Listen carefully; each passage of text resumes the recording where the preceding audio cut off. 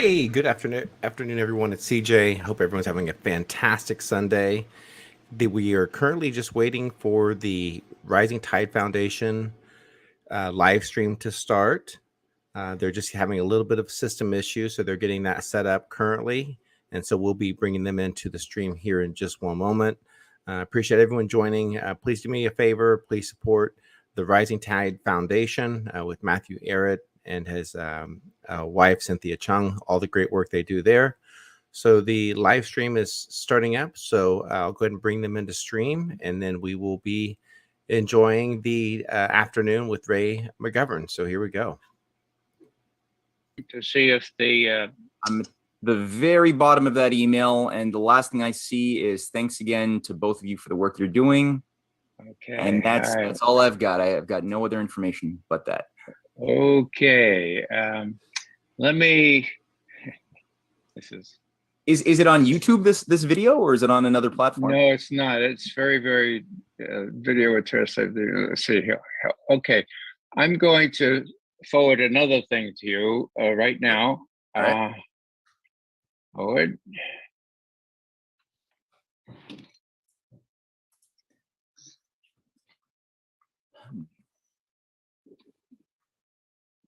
See if you can. This is something I sent to my son and webmaster, and it has. It should have the thing on the bottom. Okay, I'm still waiting for the email. There it is. Okay. Does it have a Putin's warning on the bottom?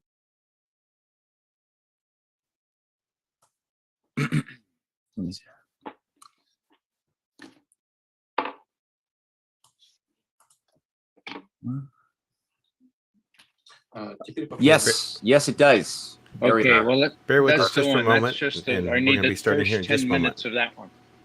Okay, and then it stops. I don't do the full 12 minutes. It's just the first 10. That's it, right? Yeah, well. Welcome to all those joining in the live stream. Yeah, appreciate you being here. How long does it show that it runs? 12 minutes. Yeah, okay, do the first 10. Okay, all right, great. Sorry, Matt, thanks. And if someone listening on live stream can just give me a course. thumbs up on the audio, make sure all here. the audio is coming through just fine, please. Recording in progress. Okay, we have a very nice spread of an audience spread out all across the world, from the Bohemian Forest to Dalmatia, Deutschland, Bogota, Montreal, Tel Aviv, and beyond. So this is a really full I'm really happy with the turnout today, and I'm really happy and honored that we have as a guest today delivering the Rising Tide lecture this Sunday, Ray McGovern, the legendary Ray McGovern himself, who needs no real introduction. The world right now is moving through some very vicious storms. There's a lot of potential, as we all know, for good and for great evil, great destruction. A lot of this is going to be determined by the choices that we make, the ideas that we choose to tolerate or fight for, and the lessons of history weigh heavily upon our shoulders, because obviously bad decisions have taken their toll on human civilization as people have chosen to embrace folly, ignore corruption, ignore wrong ideas for a very long time. And we've had history littered with chaos, destruction, injustice, wars, and dark ages for a very long time in various cultures. So we don't want to do that again, especially not with a world that has tapped into the power of the atom, as our world has. What I find I'm very happy about this, because a lot of us, myself, everyone here, most people here, have, for the most part, tried to wrap our minds around the contours of history. You know, we're trying to make sense of what are the forces that brought us here, what are the options available to get us out as a species of this crisis. Very few of us have lived through directly participating in the shaping of that contour as it unfolded. So Ray is one of those few people who I know who has had not only a front row seat, but has directly participated in the discussions that have shaped the decisions, for good and for bad, that have brought us to where we are today. And he has a lot to talk about. He's been on the front lines in a variety of ways. He's a CIA analyst since the early 60s, has briefed several presidents, many other major officials around the U.S. policy circles. And when the world started getting especially crazy and the US really, I guess you could say, lost its marbles in a more overt way than anyone expected possible, Ray decided to work with some colleagues and set up an organization, which I think is very important, as a discussion platform, as a policy, as a place for citizens diplomacy to take effect, called Veterans Intelligence Professionals for Sanity, where he has been really just speaking truth to power for 20 plus years. And so today, Ray is going to enlighten us and shed some light on some of the major developments around the world, how to think about the current crisis. And Ray, I'm not going to say anything more except to say for the audience that when you do have a question at the very end after Ray's main presentation is done, Ray, please put your name in the queue except to say for the audience that I'll call upon you. And if you don't want to ask your question directly yourself, let me know and write it out very clearly what the question is, and I will ask it to Ray. Ray, it's all yours. Sounds great. Thanks, Matt. Thanks for your introduction. I guess my major qualification here is that I have a little bit more history than most of the others of you, just by longevity, so to speak. I also have had a lot of experience weighing some of the main issues that arise today. And I'm talking about Russia, China, Eastern Europe, Ukraine. I can in no way pretend, as Colin Powell did on the 5th of February, 2003, that what I say will be irrefutable and undeniable. People who know me know that I've been wrong on a couple of major things, the most recent of which was not thinking that Putin would invade Ukraine. I convinced myself that he'd set for half a loaf, he'll settle for half a loaf, and that would be the removal of these intermediate and short-range ballistic missiles that were going to the ostensible ABM sites in Poland, Romania, and eventually Ukraine. I was wrong. I was dead wrong. So I confess up front that I'm not irrefutable and I'm not, what's the other word, undeniable. I do what I can. You know, just as a matter of an aside here, we veteran intelligence professionals for Sanity, as Matthew mentioned, our first major work, our first kind of collegial work was on 5 February 2003, the afternoon after which Colin Powell spoke. I just want to read again how we ended this thing. It was a memo in the same format we used to use when we were on active duty, so to speak, memo for the president. And we said, Mr. Bush, at the end, you need to widen this discussion about Iraq beyond the circle of those advisors clearly bent on a war for which we see no compelling reason and from which we believe the unintended consequences are likely to be catastrophic. We take no pleasure in having been right about that. All I'm saying here is that that's exactly the same message we would give to President Joe Biden. My God, when you look at the advisors that he's listening to, well, enough said about that for the present. Matt and I were talking recently about my experience when I first came on board after my military service as an infantry intelligence officer with the CIA, which was under John Kennedy in April 1963. My account, after I went through all the training stuff, was Sino-Soviet relations from the Soviet perspective. I couldn't have fallen into a luckier sort of portfolio. The very experienced analyst that had handled that had just left, and so I was on the foreign policy branch, Soviet foreign policy branch. That was my account.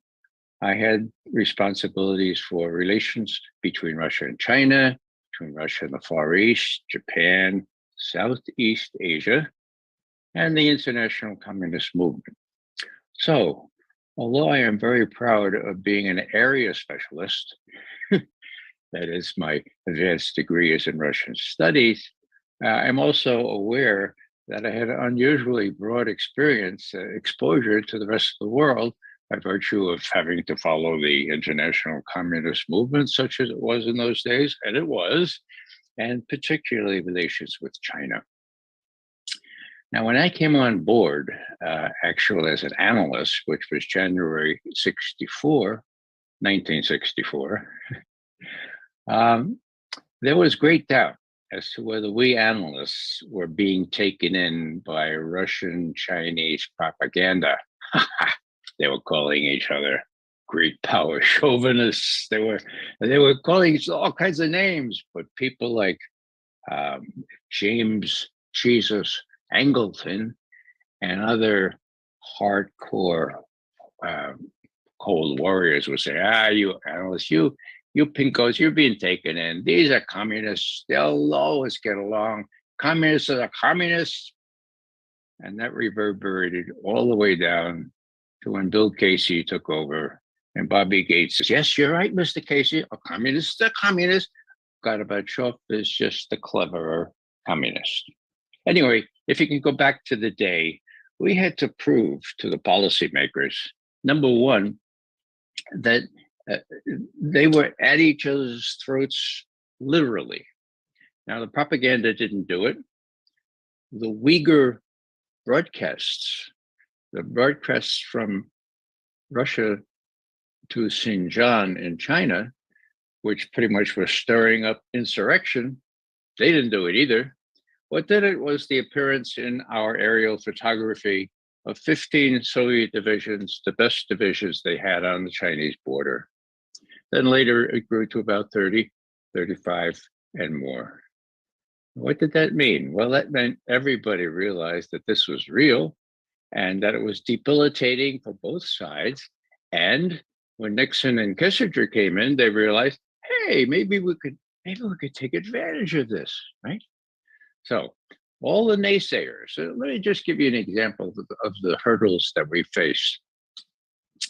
At the height of this dispute, it was probably around 1968, 69, a MiG-19 appeared on the apron in front of the Shenyang airframe factory in China.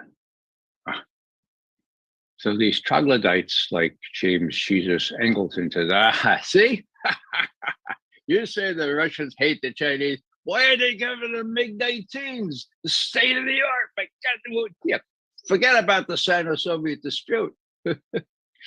Now, we asked, well, isn't that don't they make planes there? Yeah, but it's a MiG-19, for God's sake. So finally, it took 2 years. Well, we got a defector, a Chinese defector. He came through our defector system there. And we said, hey, you're from Shenyang. Well, tell us about that Shenyang airframe factory. So I worked there. I said, oh, yeah, well, tell us about it. Well, we had to wear 5 overcoats because there was no heating. And so we said, well, what does that mean? Well, it was just awful duty. And then we remembered these folks, the troglodytes, had said they can't be making them. The Chinese can't be making these MiG-19s. Why? Because there's snow on the roof. Snow on the roof. What does that mean? Well, that means you have to have heating to make MiG-19s, for God's sake. So if there's snow on the roof, there's nothing going on in that airframe plane. And here's this refugee saying, oh my God, it was freezing. 5 overcoats. Yeah, that's what we did. We produced MiG-19s. That's how much distrust we faced then. Now, Nixon and Kissinger came into power and said, I think we can probably take advantage of this. And we found that this was very welcome because we didn't agree with anything else Kissinger did. Because we were pretty much personae non grate down in the White House and the State Department. But we could say that this was a clever move, very clever move. And as you know, Nixon went to China after the trip being prepared by Kissinger in the fall of 1991. And then he was scheduled to come to Moscow to do the honors to sign the ABM Treaty in 1992. I'm sorry, we're talking about 1971 and 1972. So what does this mean? Well, this meant that we had a chance to tell Kissinger and Nixon, you're right. The Russians are seeing their effort as trying to block a rapprochement between China and the United States before, to take advantage of Russia. And that was indeed the case. I learned from my friend Chaz Freeman that Mao was very worried about those Soviet divisions on the Chinese border.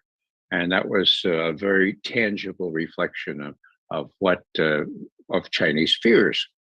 So long story short, as we started telling the powers that be in Washington that this was likely to work, that the Russians were showing signs of more flexibility on other issues, lo and behold, something that could never be solved, the four-power agreement on Berlin, all of a sudden, the Russians showed enough flexibility to get that deal done. This was in the same time period.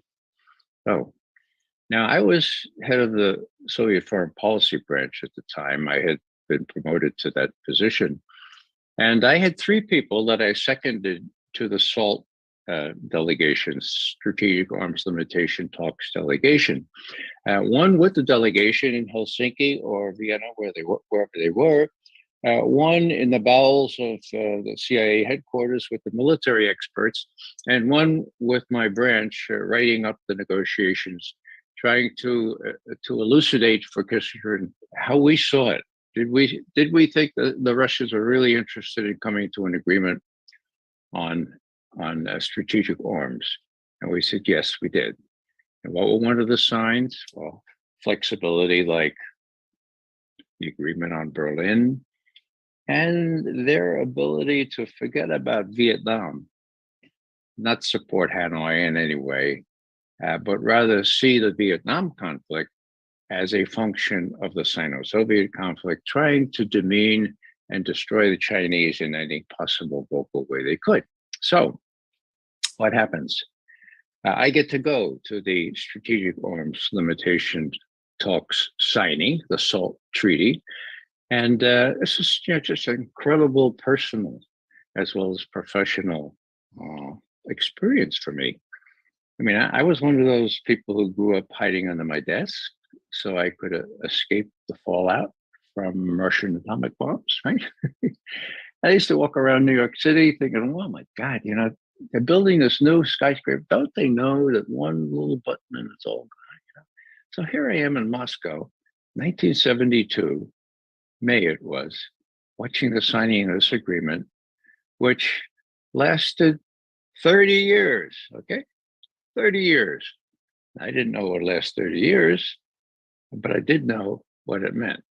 For those of you who are not familiar with the ABM Treaty, it was really pretty simple. Both countries were building up their offensive and their defensive missiles to fare thee well. They were running out of money.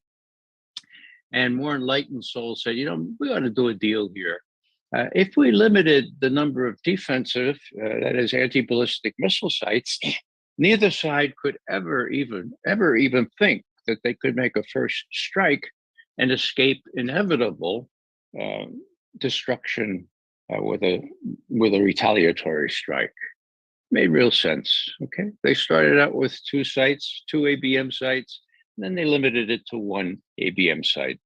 And our job was to tell Kissinger, not only, yes, we think the Russians are really interested in this.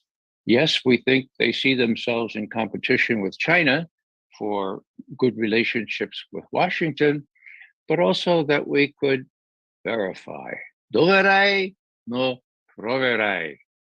Trust but verify. Kissinger says to us, are the Russians going to cheat? We said, don't know, probably. He said, well, how soon can you tell us if the Russians cheat? Week, 2 weeks tops. Okay, that's enough for us to trust.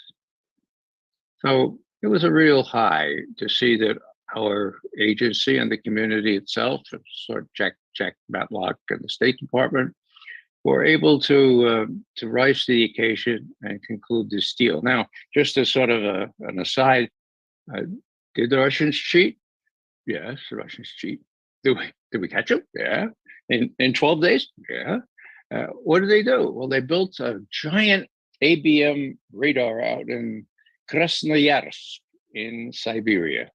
It was a phased array radar, and well, it was oriented in such a way that it had to be ABM radar, precluded, forbidden by the SALT Treaty. So what did Reagan do? This was in '83. Reagan said, we got you. Show them the photos. We showed the Russians the photos. No, that's not an ABM site. No. Well, it took 5 years of painstaking negotiations. Actually, that's the way we used to do things. And finally, Gorbachev says, oh, yeah, okay, it's an ABM radar. Tear the thing down. So that was the first thing that Reagan said, and Bush later, okay, tear it down, tear down that radar. That gives you an example of how I come at all this and how I saw the Sino-Soviet nexus as being a really important part of what international relations scholars call the balance of power, what the Russians, the Soviets used to call the world correlation of forces. Now, let me have the first slide, please, Matt, if you would.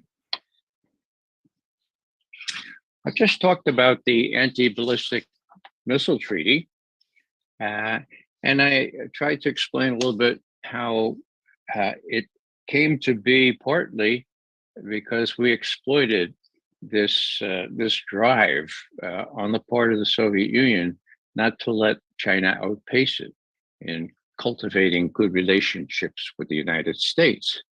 It talked about how doverai, no proverai worked. We trusted, they violated, we verified, and they tore it down. Again, that's the way we used to do things. Now, how about the 1987 Intermediate Forces Treaty? Wow. You know, when somebody told me that Gorbachev in 1985 had said, all right, Mr. Reagan, you're not willing to ban all nukes, but how about just the ones that we don't need, the ones that are in the Russian part of the Soviet Union, the European part, and you know, the ones, the Pershing II missiles that you have in Europe. Let's get rid of them.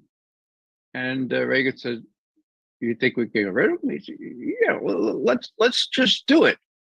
Well, they did it. How were they able to do it? Because of doverai no proverai. Trust is the coin of the realm here. We trusted because we could verify. This time, and I repeat, I'll say it 2 times. This time they didn't violate that one. We had inspectors all over. Scott Ritter has just published a book on this. It's an excellent book. You ought to get a hold of it. It's just out. He talks about his experience as an inspector, verifying the destruction of SS-20 missiles in the wild of Siberia. Now, what happened? What happened to the 1972 ABM treaty? Well, when Bush Jr. came into the presidency, he brought with him a very disreputable group. One's name was Cheney, one's name was Rumsfeld. And they were a formidable foe of treaties and of good relations with Russia.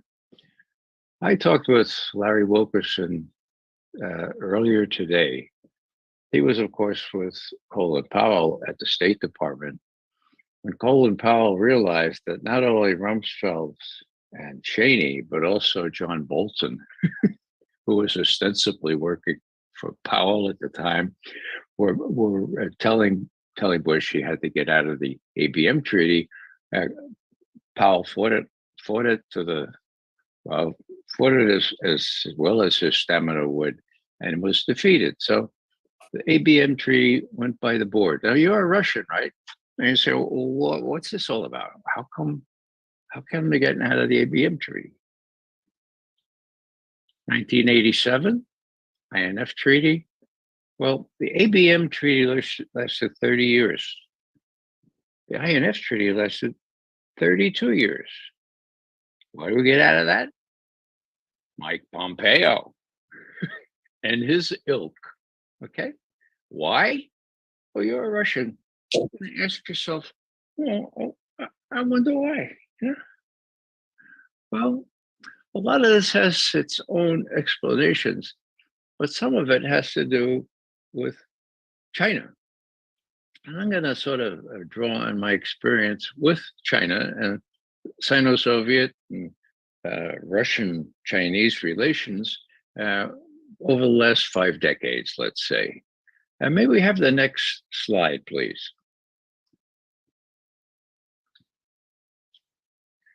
Okay, now, after the Russians and the Chinese realized that it was really very self-debilitating to have this quarrel out in the open and let people like the US take advantage of it, more enlightened leadership came into Beijing and to Moscow, and they started chipping away at this animosity, okay? And they chipped away in such fashion that they became virtual allies. We'll go into that a little bit later, but under the pressure of being number 1 and 2 enemies of the United States and NATO in Asia now, they realized that they needed to get together. It was a natural, and so they did.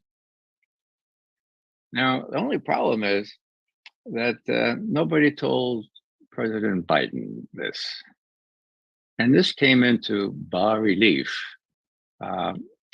back last spring. You'll recall that when Russia started mobilizing troops and put them in en masse on the border with Ukraine, Biden got appropriately scared, and he called up Putin. And he said, you gotta tell me how many there are. How many troops? And Putin said, well, didn't you listen to what Shoigu, my defense minister, said earlier today? There are 2 full army divisions and 3 airborne detachments. That's a lot. That we call that asymmetrical. My God, we thought that was a lot. Now Biden says, well, now what are we going to do? And Putin said, well, the first thing you can do is call off Zelensky. He says he wants to take back Crimea by force. Call him off. You have the policy. You have the power to do that. Do it. Next thing you could do is you have 2 destroyers, heavily armed, very sophisticated destroyers on their way into the Black Sea. Turn them around. It's not a good idea to come into the Black Sea right now. Have them go somewhere else. What did Biden do? To his credit, he turned them around. They went to Greece, which is much nicer duty, okay? Third thing, Biden says, oh, let's have a summit. Out of the blue, let's have a summit. This all happened on the 13th of April, okay? Let's have a summit. And Putin, as was his wont, said, sure, we'll have a summit. Well, as soon as the date was set for the summit, the date set was June 16. I wrote a little piece saying, going into this summit, there's one thing you need to know, and that's what the Soviets used to talk about in terms of a world correlation of forces. John Mearsheimer would say, balance of power 101. Now, apparently, Blinken and Sullivan went to the finest schools, but they only took courses in American exceptionalism, American power, and they never did learn much about balance of power or the fact that there were other very powerful countries in the world. And so what we found out when, I mean, it's really sad. Maybe you don't know this, but after the summit on the 16th of June, Biden, in his post-summit comments, said, it's not appropriate for me to say what I told Putin, but China's a big problem for Russia.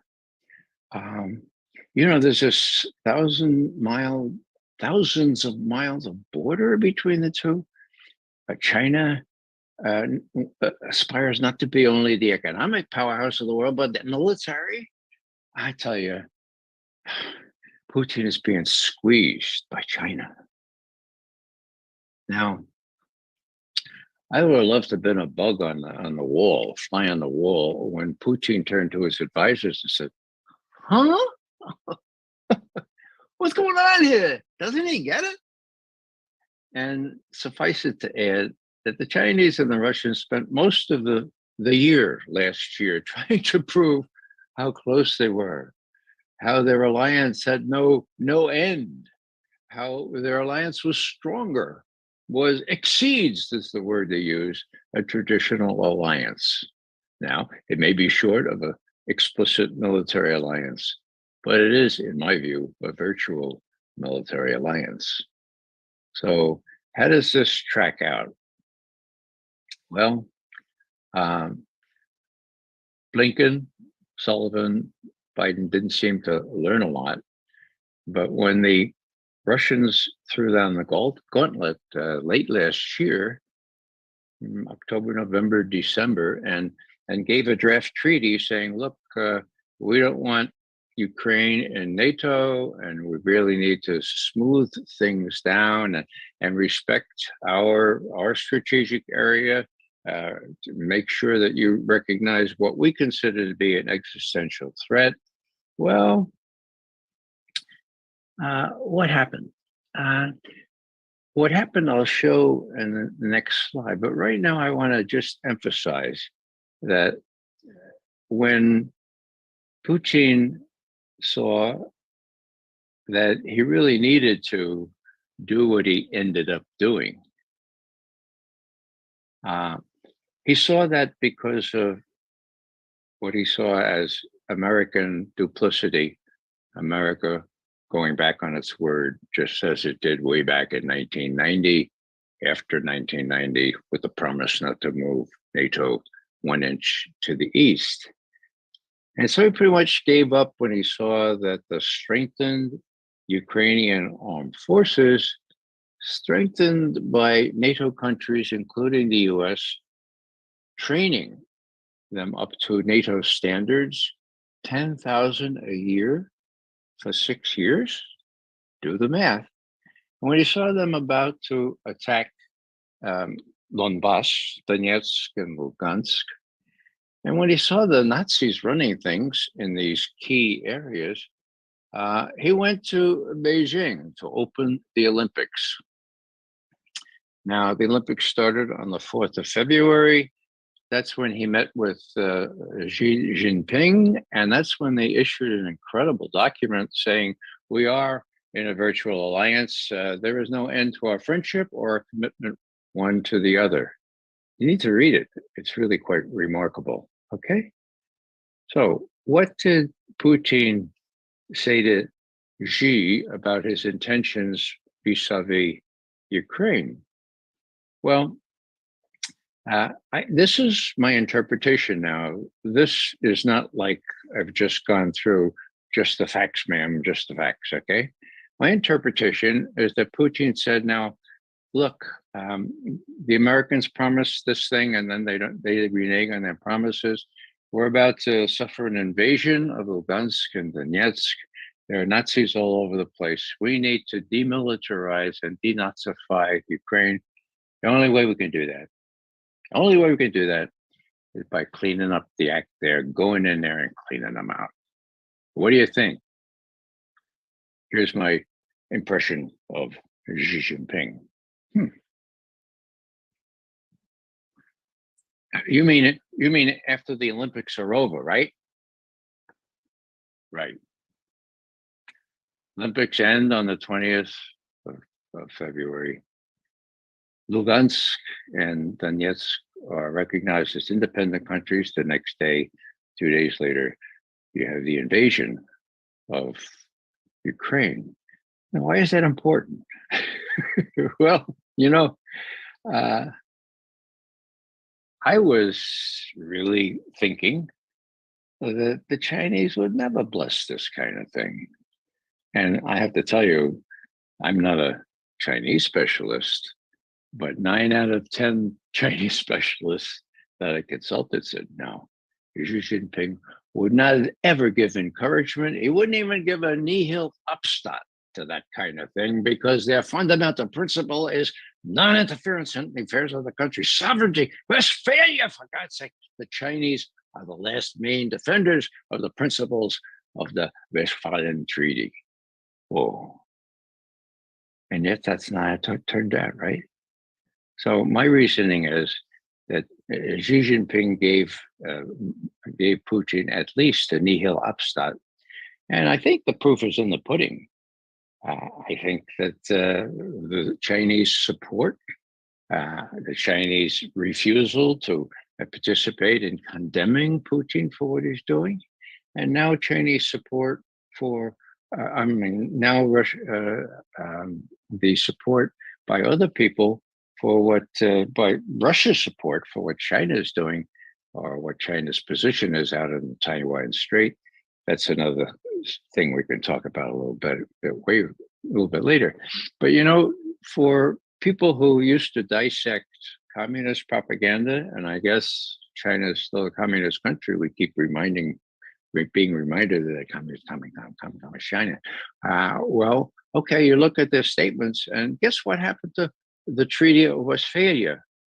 Well, they mention sovereignty every now and then, but they've made it clear that on this particular occasion, well, we gave Putin a waiver on non-interference, on sovereignty, and all this other business, which is our key thing, okay? So we gave them a waiver. And what do they say now, even in their rhetoric? They say, well, we assess the invasion and other events of this kind on their own merits. Now, that means something to me, because rhetoric in such closed societies, when it changes so basically, that means that they gave Putin a waiver on their principled opposition to invading other countries. Now, let's have, before we have the next slide, the real rub here, and the reason that I thought erroneously, I confess, that Putin, if he could deal with the intermediate range missiles that were being emplaced or could be emplaced in the same holes that are called now anti-ballistic missile holes in Romania, already there, in Poland, almost completed, and lo and behold, in Ukraine, I thought that he'd take half a loaf. After all, that treaty that he tabled, I think it had 9 provisions. 6 of them had to do with these, in one way or another, intermediate range ballistic missiles. So, I was wrong. He decided to have more. Why was I wrong? We Chinese and Soviet analysts used to blame each other when one of us miscalculated. Well, I'm not going to blame all my Chinese expert friends, but if I had the faith in my own convictions here, I might have been able to see that Putin didn't have to settle for half a loaf. With Chinese agreement or Chinese blessing, he could go for the full loaf, and that's what he did. So, what concerns Putin the most? Well, I think this next clip, now it's only 10 minutes, and you have to read the subtitles. But if you fall asleep, you're going to miss the whole thing. This is something he said in 2016. It's unique as far as I can tell because no American media has played it. And here it is. Without further ado, let me introduce Putin talking to a group of Western journalists who were sort of a captive audience because he invited them to hear how he felt about intermediate range ballistic missiles and what he saw going into Romania, Poland, and eventually Ukraine. And bear in mind, he talks about the balance of power, right? He could have talked about the old Soviet world correlation of forces, but he talks about the balance of power. He's a Mearsheimer man, balance of power, okay? The other thing is what? Oh, yeah. He talks about what the Pentagon intends to do.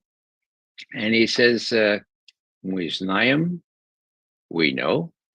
И они знают, что мы знаем. And they know that we know. And they go ahead anyway. Okay? So let's have this again. If you fall asleep, you're going to miss the whole thing. It's only 10 minutes. We'll come back and wrap up. Thanks. Послушайте, вот здесь все очень взрослые люди и уже опытные. Мы с вами, я сейчас не буду просить, чтобы вы это все, вот так, как я скажу, отражали в своих материалах, влияли на прессу там или как. Я просто вам, вот знаете, хочу вам лично сказать, напомнить какие-то вещи. Ведь мир избавлен от крупномасштабных войн и военных конфликтов. Мы с вами все об этом знаем. Благодаря так называемому стратегическому балансу, который был достигнут после того, как две суперядерные державы договорились фактически о сдерживании и в росте наступательных вооружений, и о сдерживании в системах противоракетной обороны. Потому что для всех понятно, если одна сторона развивает противоракетную оборону успешнее, чем вторая, то она приобретает преимущество, и у нее появляется искушение использовать это оружие первой. Поэтому это один из краеугольных камней международной безопасности. Система противоракетной обороны и договоренности в этой сфере. Я далек от того, чтобы кого-то ругать, обвинять в чем-то. Но когда наши партнеры американские вышли в одностороннем порядке, они нанесли колоссальный удар, или вот это был первый удар по международной стабильности с точки зрения возможности нарушения баланса сил стратегического. Тогда я сказал, мы сейчас не можем развивать эти технологии, поскольку, дорого, во-вторых, еще неизвестно, как они будут работать. Мы не будем просто деньги палить. Мы пойдем по другому пути, мы будем совершенствовать ударные системы, чтобы сохранить баланс. Только для этого. Не для того, чтобы угрожать кому-то. Нам ответили, да, это вот наша система не против вас, а то, что вы делаете, мы исходим из того, что это не против нас. И делайте, что хотите. Я думаю, что такой столько вопроса, она связана с тем, я уже говорил, по-моему, сегодня на пленарном заседании, связано было с тем, что это же начало 2000-х годов. Россия находилась в очень сложном положении. Развал экономики, фактически гражданская война и борьба с терроризмом на Кавказе, оборонная промышленность в развале, вооруженные силы в ужасном состоянии. Кому в голову приходилось, что Россия сможет наращивать стратегические вооружения? Наверное, думали о том, что пройдет некоторое время, имеющиеся, доставшиеся от Советского Союза вооружения будут деградировать. Поэтому сказать, да делайте, что хотите. Но мы предупреждали, что мы будем это делать. Мы сказали об этом. И мы делаем. И я вас уверяю, сегодня Россия добилась существенных успехов на этом пути. Я сейчас не буду всего перечислять, но мы модернизировали наши комплексы и успешно развиваем новые поколения. Я уже не говорю о системах преодоления, системах противоракетной обороны, но наши партнеры, несмотря на все наши возражения, на все наши предложения о реальном сотрудничестве, не хотят с нами сотрудничать, отвергают все наши предложения и действуют по своему плану. Я сейчас не буду, некоторые вещи считаю даже пока некорректным говорить публично. Но вы можете мне верить, можете не верить. Мы предлагали конкретный элемент, конкретный вариант сотрудничества. Они реально все были отклонены. Но вот все-таки пришли к тому, что сейчас построили систему ПРО в Румынии. Говорили это все время о чем? Нам нужно защититься от иранской ядерной угрозы. Где ядерная угроза иранская? Ее нет? Договор подписали уже. И причем Соединенные Штаты были, по сути, инициаторами этого договора с Ираном. Мы помогли, мы поддержали. Но если бы не позиция США, не было бы этого договора. И это, безусловно, заслуга президента Обамы. Потому что я считаю, это договор правильный, он разрядил ситуацию вокруг Ирана. И президент Обама может записать это, безусловно, в свой послужной список как результат своей работы на этом направлении. Но угрозы нет, а система ПРО продолжает строиться. Значит, мы были правы, когда говорили, что нас обманывают. С нами неискренне, ссылаясь на якобы имеющуюся иранскую ядерную угрозу при строительстве системы ПРО. Ну, так оно и есть на самом деле. В очередной раз пытались нас надуть. Сейчас построили эту систему, сейчас ставят там ракеты. Так? Но вам должно быть известно, что ракеты эти закладываются в капсулу, которая используется для пусков ракет средней дальности «Томагавк» морского базирования. Значит, туда закладывают сейчас антиракеты, способные поражать цели на расстоянии 500 километров. Но мы знаем, технологии развиваются. Мы примерно знаем, в каком году примерно американцы получат новую ракету, которая будет уже не 500 километров, а 1000, а потом больше. И с этого момента они начнут угрожать нашему ядерному потенциалу. Мы по годам знаем, что будет происходить. И они знают, что мы знаем. Это вам только вешают лапшу на уши, как у нас говорят. А вы, в свою очередь, вешаете своему населению. И люди не чувствуют опасности. Вот меня что беспокоит. Ну как мы не можем понять? Мы тащим мир вообще в совершенно новое измерение. Вот в чем проблема. Делают вид, что как будто ничего не происходит. Но я не знаю даже, как достучаться. И о чем говорят? Это часть оборонного потенциала, не наступательного. Это значит, системы, которые призваны оградить от агрессии. Это неправда, это не так. Стратегическая система противоракетной обороны – это часть наступательного стратегического потенциала. И все это работает в единой связке с наступательными ударными комплексами. Одни прикрывают, одни наносят упреждающий удар высокоточным оружием, другие прикрывают от ядерного ответного удара, третьи, значит, наносят сами ядерный удар. Это все в комплексе решается. В комплексе современным неядерного исполнения высокоточным оружием. Значит, ну ладно, вот эти противоракеты, которые будут развиваться и будут все больше и больше нам угрожать. Но вот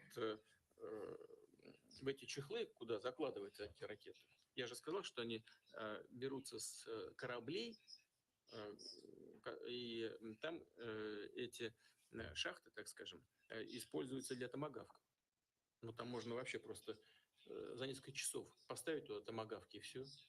И это уже никакие не противоракеты. Откуда мы знаем, что там в этих шахтах находится? Нужно просто изменить программу. Все. Это работа абсолютно незаметно. До румыны никто не будет знать, что там происходит. И что, допускают румын туда, что ли? Никто не будет знать. Ни румыны не будут знать, ни поляки не будут знать. Я знаю, как это делается. Но это, на мой взгляд, это большая опасность. Вот когда-то мы обсуждали с нашими партнерами американскими, у них была идея создания баллистических ракет в неядерном исполнении. И мы им тогда сказали: слушайте, ну вы понимаете, что это такое или нет? Вот у вас будут стартовать ракеты с подводных лодок, с территории. Стартует баллистическая ракета. Мы же не знаем, есть там ядерная головка или нет. Какая, на какую угрозу вы будете создавать? Но, насколько нам известно, сегодня эта программа не осуществляется. Они ее остановили пока. Но это продолжают. К чему это все придет, я не знаю. Но я знаю точно, что мы вынуждены будем отвечать. Только я уже заранее знаю, чтобы нас будут обвинять в агрессивном поведении, хотя это только ответ.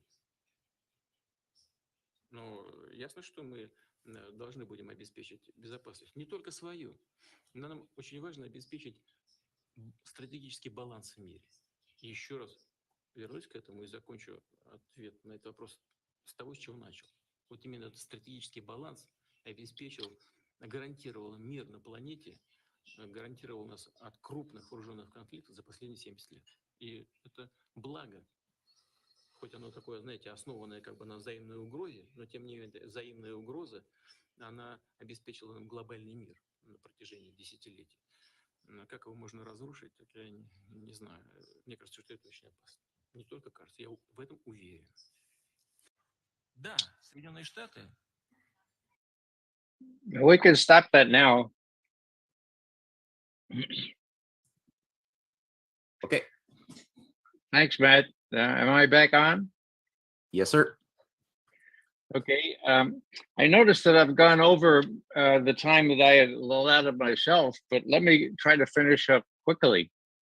That was 6 years ago. Did you see anything like that in the mainstream press?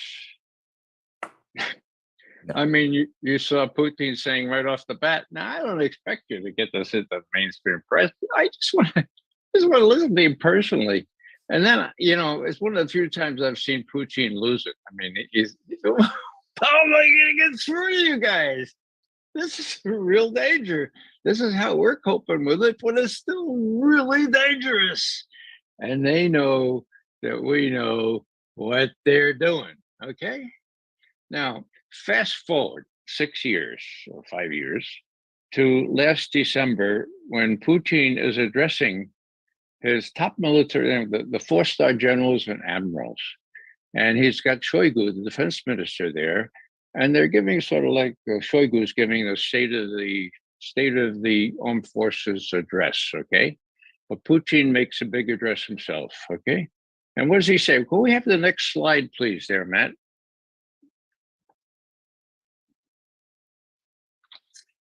This is what Putin says to the group assembled there on the 21st of December last year in Russia, in Moscow. He's talking about U.S. launchers that are, as I said already, in Romania, going into Poland, and they can launch Tomahawk. That's the way you say tomahawk in Russian, Tomahawk, strike missiles. Okay. Now, he says to his assembled top military, this is extremely alarming, as you know. So what we need are concrete written treaties to prevent this from happening. We need to have something written down. Now, that much is factual. My interpretation, looking at the senior admirals and generals, is they're saying, right, Vladimir Vladimirovich, wasn't the ABM treaty written down? How about the INF treaty? Vladimir. So in the next sentence, he sort of says, well, we really need more than that. And then he explains. And this is also a quote. I should have put quotation marks around this. If missiles are deployed in Ukraine, the flight time to Moscow will be only 7 to 10 minutes. Or if they're hypersonic systems, 5 minutes. Implication. So they're going to give me 5 minutes or 7 to 10 minutes to decide whether I should blow up the rest of the world? What happens next is really interesting. I tend to watch these things really closely because that was my stock and trade. And so I noticed that at the very end of December, right after Putin made these remarks, he makes, or the Kremlin makes it clear that Putin wants to talk to President Biden like now, right away. And the White House says, no, wait a second, our negotiators are getting together in Geneva on the 9th and 10th. For God's sake, wasn't that time enough? No, he wants to talk to him now. Now, why? We didn't get much in the way of readout from the American side, but maybe we have the next slide, please. This is what we heard from the Russian side. The Russian readout, which was never disputed in any authoritative way by officialdom. This is what they said. Joseph Biden emphasized that Washington had no intention of deploying offensive strike missiles in Ukraine. Formal Kremlin readout from that telephone call of the 30th December. Whoa, do you know about that? There wasn't much publicity, if any, in the US press. What happened? What happened to that? It fell in the cracks. Now, you can use your own imagination as to who told Biden, forget about it, Joe. This is not how we proceed here. But Joe Biden forgot about it too, because we know that just 6 weeks later, on the 12th of February, when they had their next telephone call, we know this because Putin made clear in his readout that Biden's proposals did not really address non-deployment of strike weapon systems on Ukrainian territory. So this big, ostensible concession that no one disputes Joe Biden made on the 30th of December, by the 12th of February, had kind of frizzled out into nothingness. So,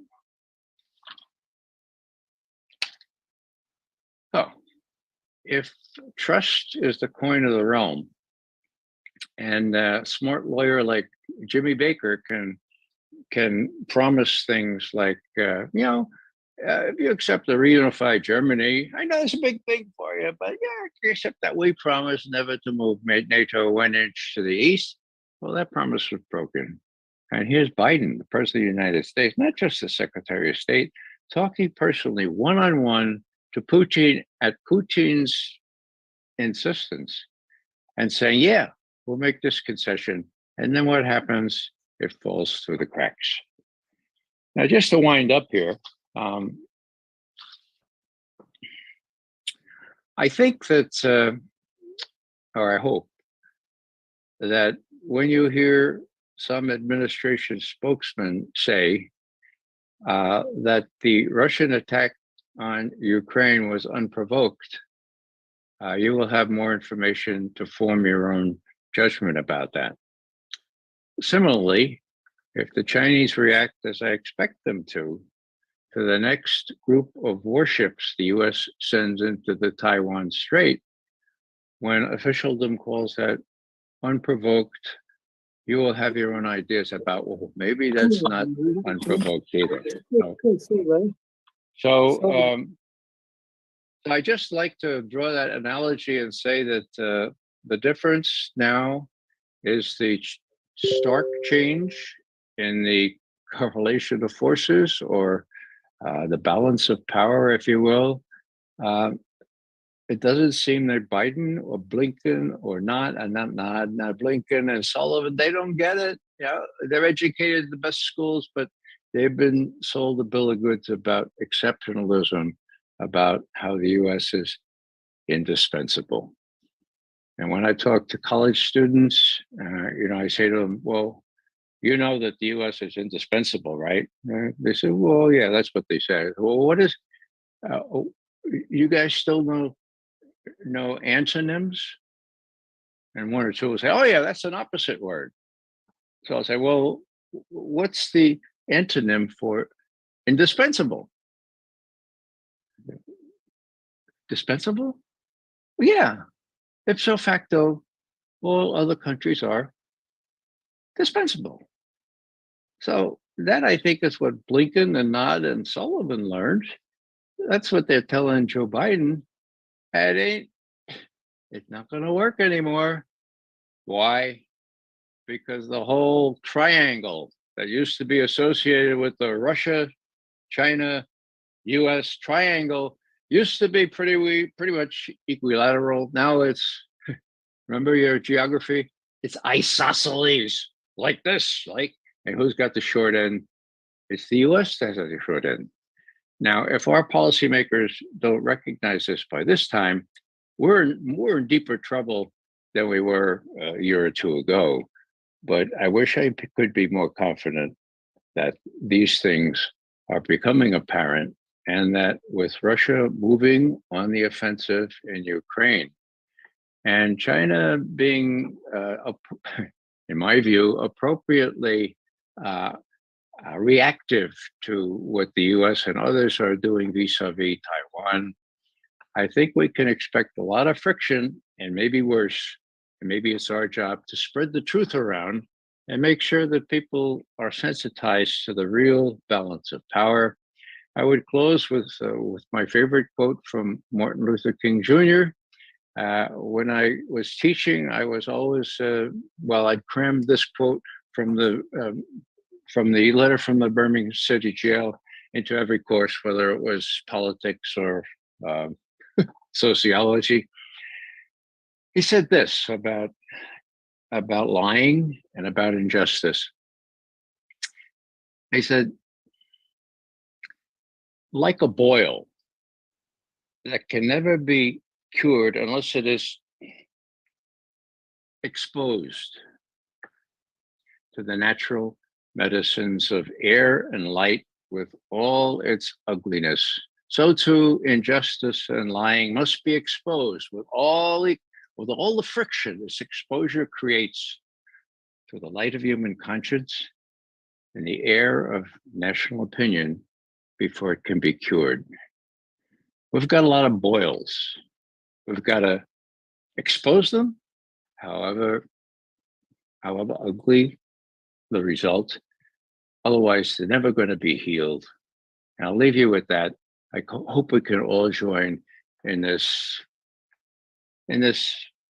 worthy effort to spread some truth around and educate those of our fellow Americans who just need to be educated on these things. Thanks very much for listening this long and not disturbing me. Thanks. Thank you, Ray, so much. And I think we're going to have to dub you a doctor of geopolitical medicine, because really it is you are diagnosing and providing some remedies for healing the patient before the boils take over. I think that's a really, really strong way of looking at it. And just listening to you, it really became clear, something that I think we all sort of had an inkling of and a sense of, but just how outdated the playbook is that the current unipolaristas are holding on to. And they just can't seem to let go of this playbook that was written in the 60s.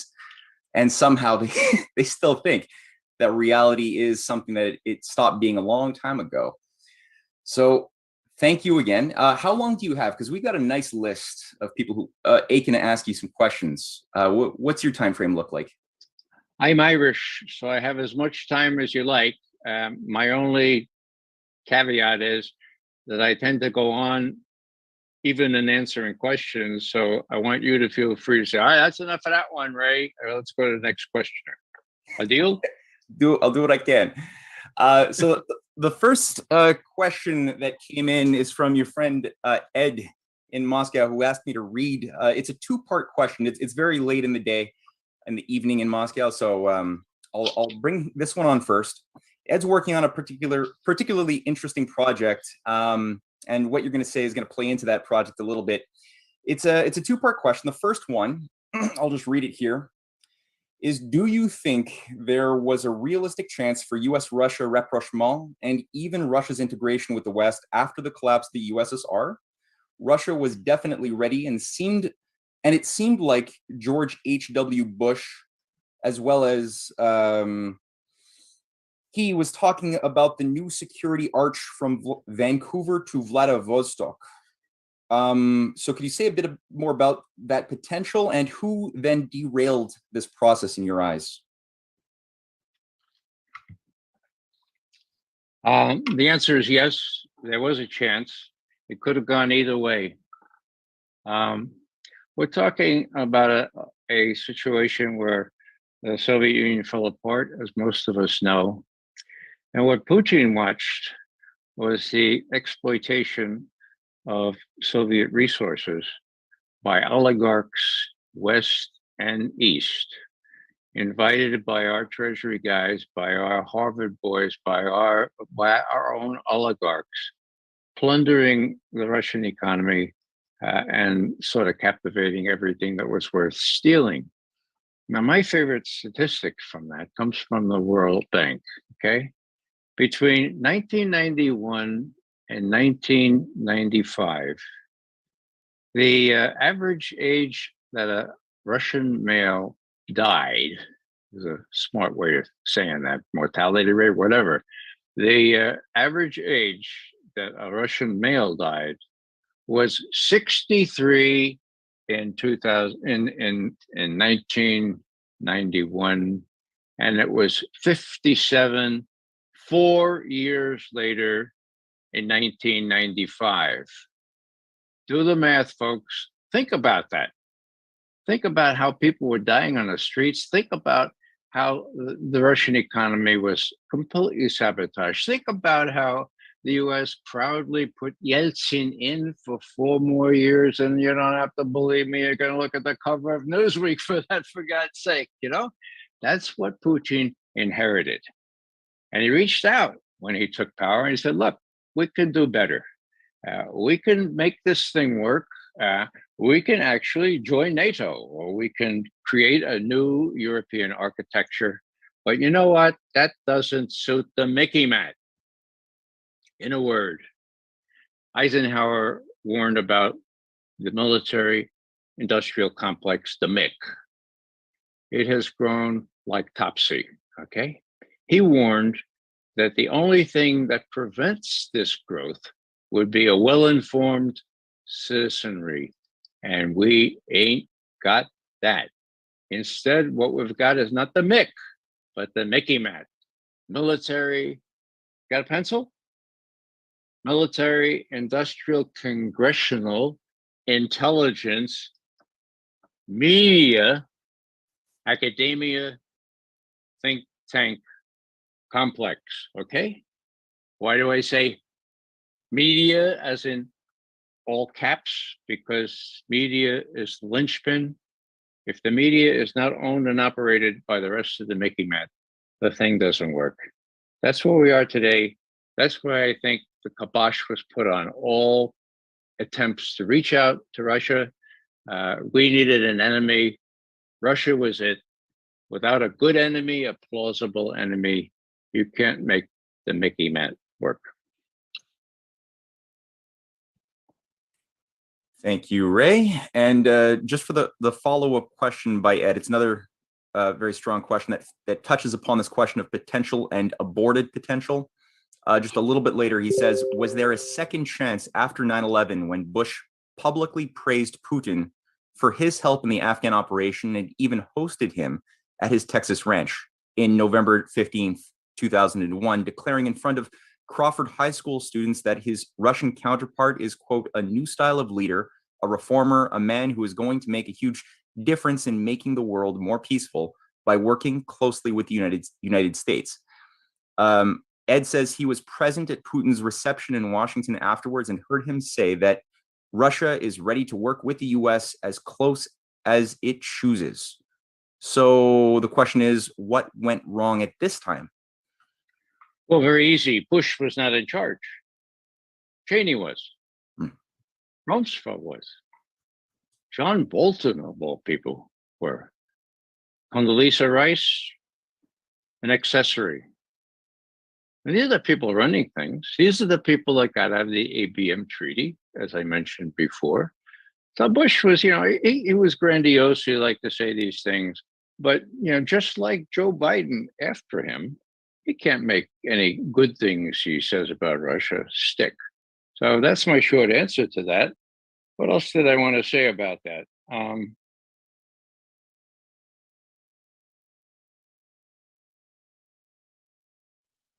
I've lost my thought. There was something very, very trenchant I was about to say, but maybe we'll come back. Yeah, if you're inspired again, if the thought is recovered, feel free to just jump in no matter when. Okay, we're going to open up now to field some questions. Again, like I said, the list is a little bit long in the queue, so I'm going to ask everyone, when I do call upon you, to keep your question as concise and as brief as possible. The first question that came in on the queue was Bill Gribble. Bill, are you there? And also, everyone is on mute by default, so you have to take yourself off of mute before speaking. Hi, Ray. Thank you very much for joining us and giving us all this policy information. But I have a question regarding this last week. I live in Italy. I've lived here for about 20 years.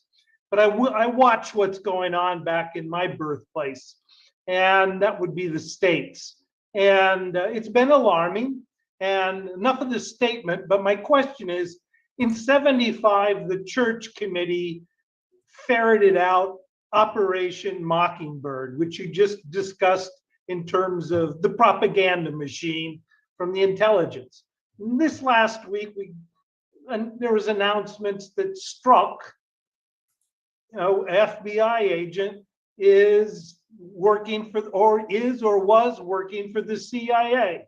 Possibly some of the documents that were just grabbed from Mar-a-Lago. Then we have Hayden chiming in that, that is an ex-CIA director and NSA, that maybe Trump, should be executed per the Rosenbergs. And I mean, this has gone way over the line in my mind. I'm glad I live in Italy. And I'm insulated somewhat, but could you comment on, again, Operation Mockingbird really had no results, did it? It seems now to have been expanded. Well, Bill, that's a really good question. I just read this morning that Peter Strzok, whose emails with his paramour showed chapter and verse about the deep state involvement in, number one, trying to prevent Trump from becoming president, and number two, emasculating him after he was president, that this fellow, Peter Strzok, is now a professor at Georgetown University. When you talk about the Mickey Mouse, remember that last tail end, academia, think tank, it's all very powerful. They're all in that together. And, I have to tell you that my mentor, to the degree I ever became a real journalist, I was a journalist at CIA for a while, for most of my career. But my real journalist sponsor was Bob Perry, Robert Perry. And, his example was just incredible. And what I want to mention here is simply that his last substantive article, he checked with me first. I don't think he ever did that before.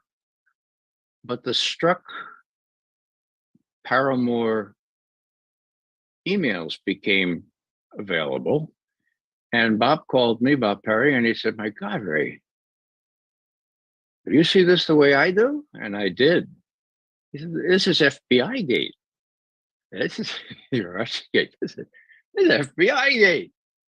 Now, that was a couple of months before Bob died, unfortunately.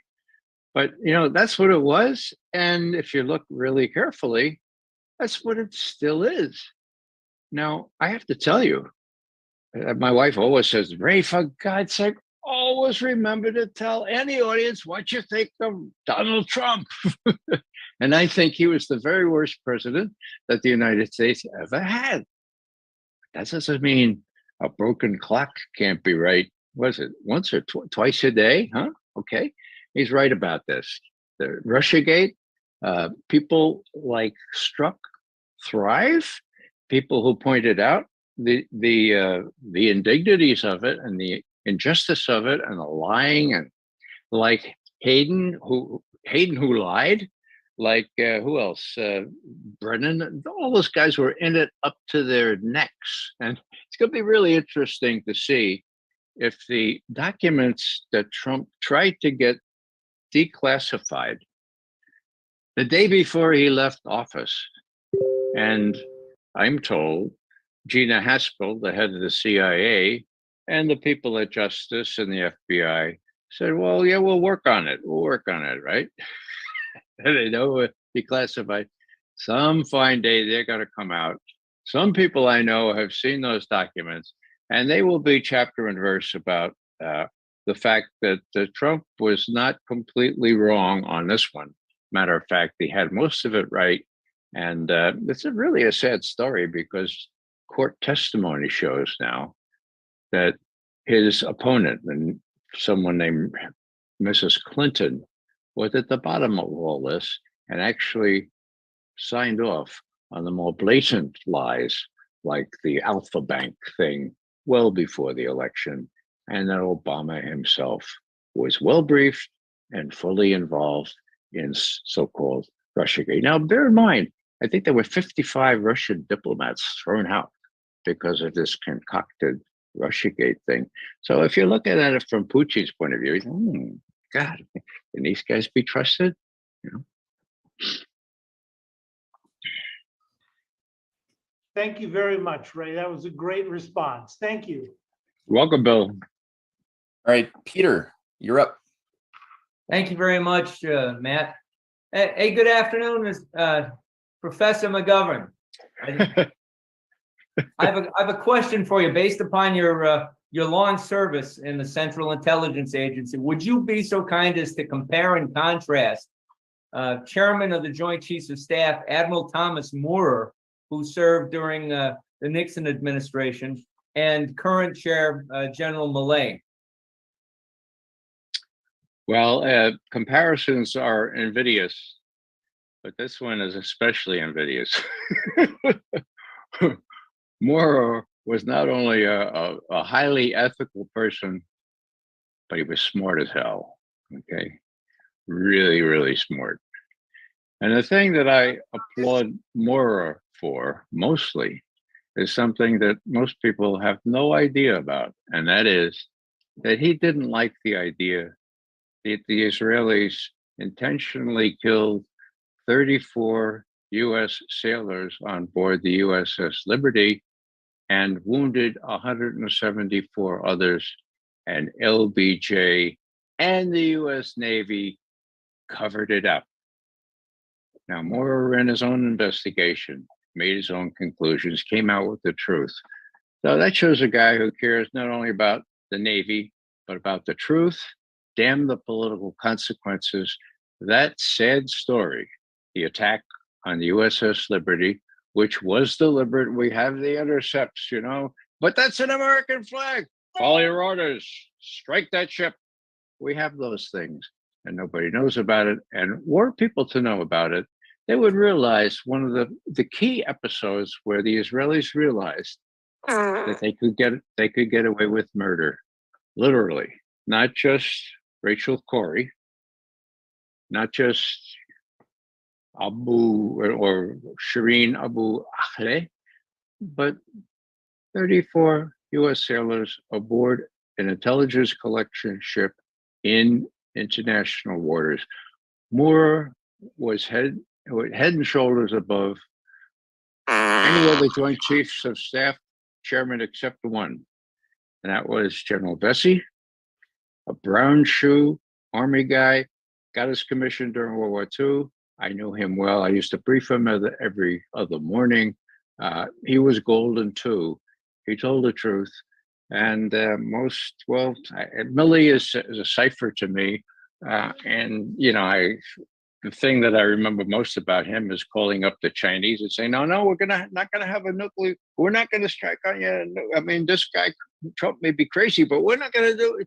I mean, hello? Did he call up the Chinese this time around? I don't think so. Well, what does Chinese think about that? You know, it's just Millie is. People who know Millie better than I don't have a very good opinion of him. But I say comparisons are invidious. Moore versus Millie is particularly invidious. Thanks, Peter. Thank you very much, Professor. That was Well, don't call me answer. I'm not a professor. I never made it. Hey, but I'm learning by you, so I'll call you Professor, and it's good to find mentors like you and Matthew and Martin. Thank you. And Cynthia. As another little distasteful thing, there we go. We got another little infiltrator here.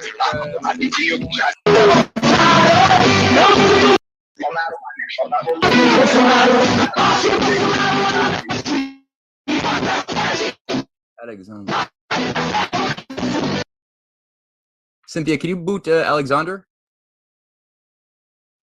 Okay, so don't let anyone else in because they seem to be problem makers. I hear you.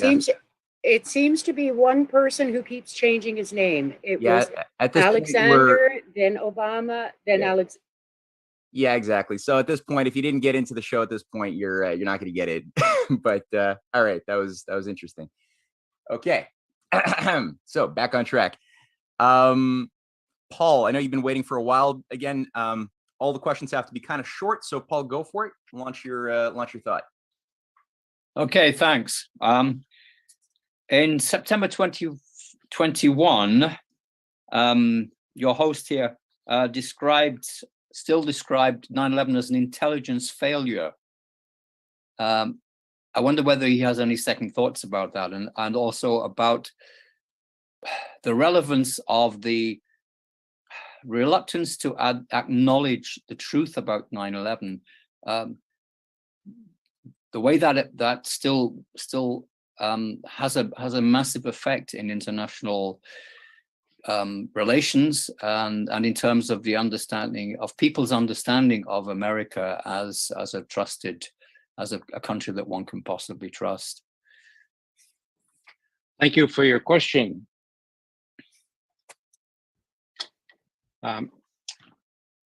The 9/11 Commission was a cover-up, pure and simple. You don't have to believe me. Governor Kane and Lee Hamilton, co-chairs of the commission, mind you, wrote a book 2 years later saying we were set up to fail. We were not given enough money, enough time, enough people, and enough access to sensitive information. So we were set up to fail. Well, isn't that great? Isn't that terrific? These guys put out this fancy book and they realized in doing it that they were set up to fail. So my attitude is that there is a real story here. It needs to come out. I'm from New York City. I lost a friend on top of one of those buildings, okay? And so I applaud all these people who are denigrated by being called conspiracy theorists. All they're trying to get at is the truth, and I applaud that, okay? Now, that having been said, what else?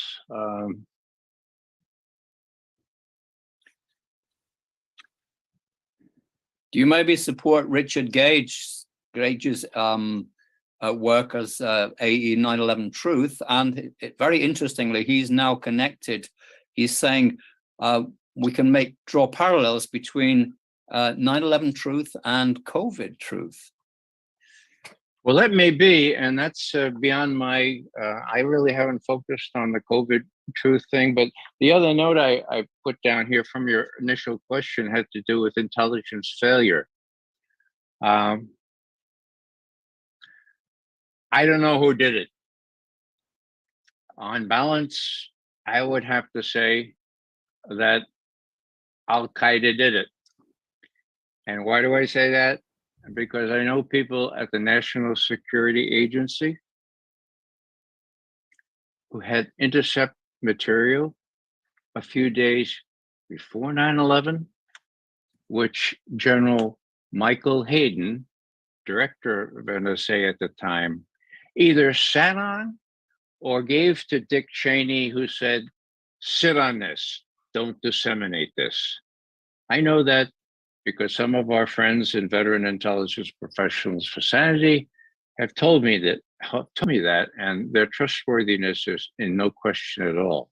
So, was it intelligence failure? If the story, basic story of these Al-Qaeda guys is correct, well, yeah, the CIA really screwed up because they wanted to protect those two fellows out in the West Coast to be their own sources, never told the FBI if that's true.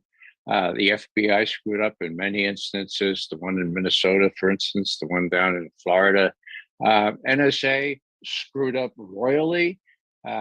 So you have all kinds of screw ups in the intelligence thing. It really would take a whole, I don't know, I would imagine it takes some person to put this all together and say, okay, you guys all screw up here, and then we'll have our event, and then we can do what we want. So, as you could say, I'm sort of undecided yet, but I do know enough to know that if those hijackers were who everyone says they were, then there were all kinds of intelligence failures, most markedly by General Michael Hayden, who had that information. We had the Al-Qaeda center, telephone center, in our view, well before 9/11, and we knew what was going on. And I'll leave it at that. You could talk to some of these folks and find out more. Can I just Great. very Paul, quickly, Paul, Matt? we have a Matt, very can I- long list, Paul. I'm okay, You're sorry. gonna have to have some patience here. All right. Just All right. I think Ray has said what he can say about this topic, and we're gonna have to go to the next question. Okay. All right. Thank you, Paul. Okay, Leticia.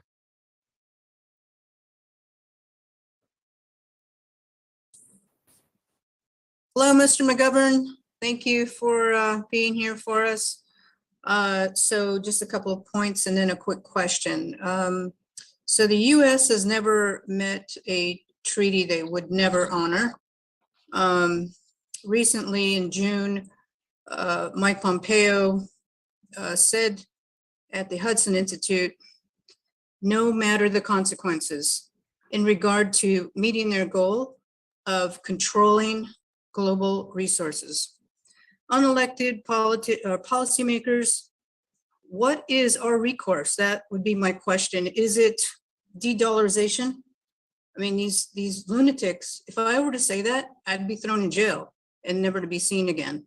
Yet these people are out open in public. And I mean, we see what's happening now all over the world. China, Russia, there's Crimea, what is it? Estonia, the Baltics. So those nations are rallying up to, what is our recourse? Is there a recourse? Thank you. I would just point to right after World War II. I'm proud to have been alive during the entire war.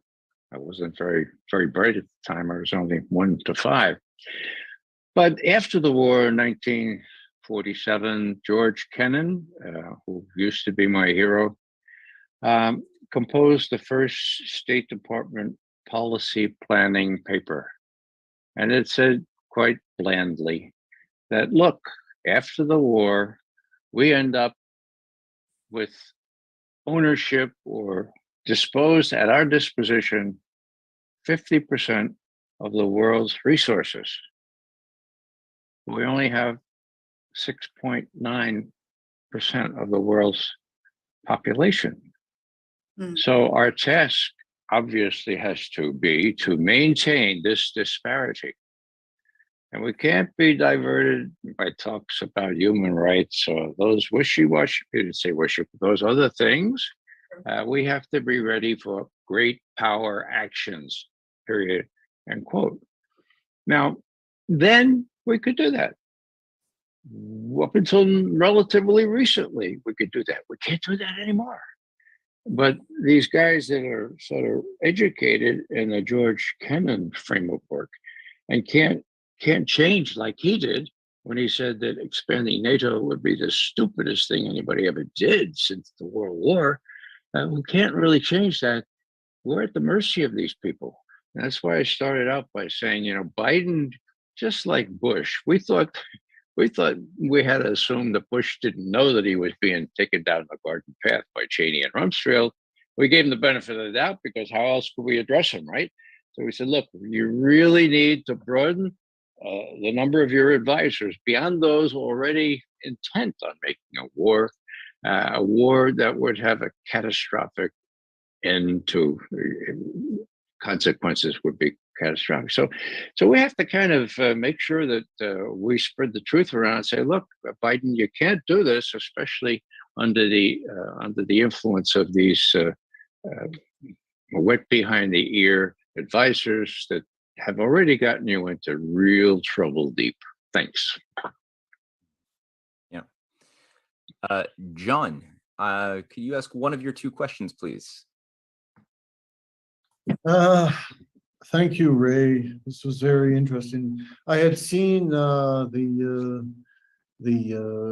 warning that Vladimir Vladimirovich Putin had given back in 2016, but exactly the same video. And it was only on that video that I was able to see it. I certainly didn't see it in any Western newspaper, and I read regularly newspapers from all over the world. The two treaties proposed by the Russian Federation, the first with the USA, the second with each of the members of NATO, insist on NATO returning to 1997 borders, i.e. to Germany, and the withdrawal of US and UK nuclear weapons from Western Europe. How could this be forced by Russia? And I'll follow on with what Ratislav Yushchenko proposed might actually happen. That Russian troops will have to take Poland, the Baltics, half of Germany, possibly more, and some form of new Austro-Hungarian Empire will be formed, along with some form of Carolingian Empire. So is Yushchenko's image plausible? And do you have any ideas on how Russia might continue its special military operation once it reaches Lvov? Well, thanks for your question, John. Let me answer this way. I think in any negotiation, and that's what was in the works in December of last year, you tend to put out your maximal demands, right? Now, I always thought, pushing back to the borders of 1997 and driving out nuclear weapons, that's pretty far reach. I saw that as a negotiating ploy. I saw that would disappear if other desired things would happen. So I think that's the way I would read that.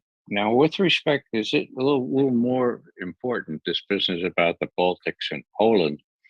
The Baltics and Poland, of course, would have you believe, and so would some prominent academics in the West, that Putin has his eye on the Baltics and his eye on Poland, okay?